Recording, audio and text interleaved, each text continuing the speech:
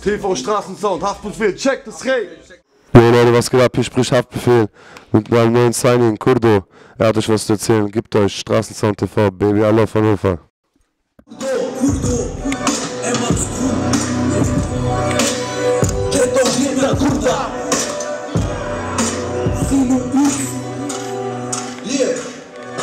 Polizeiverhörung, hinsetzen, ausatmen, kurz. Ist die beste Aussage, Ghetto oder nicht? Scheiß drauf, ich schreibe hier mein erstes Fotoshooting an die Schulpolizei.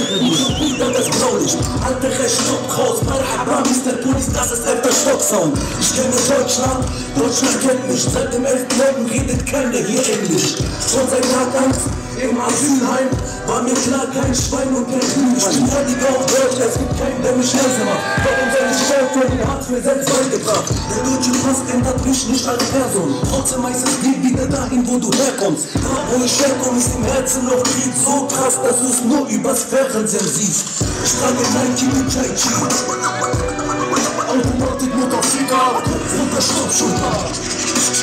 Ich geb der Probleme und zeig den Mittelfinger aus der Schnittbrille. Super, was wollt ihr bis am Hier? Gegen James verlassen. Nervt mich nicht.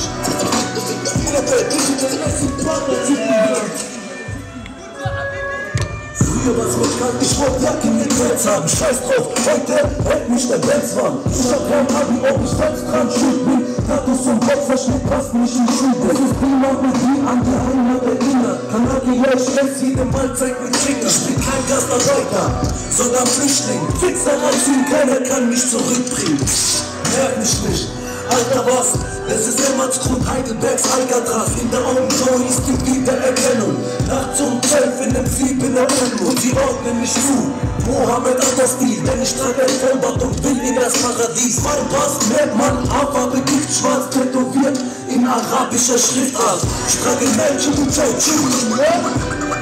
Automatik, Motorficker, Kopf unter Stoppschulter. Ich geb kein Probleme und zeig den Mittelfinger auf der Schulter. Gegen Kämpfe verletzen. Nervt mich nicht. Yeah.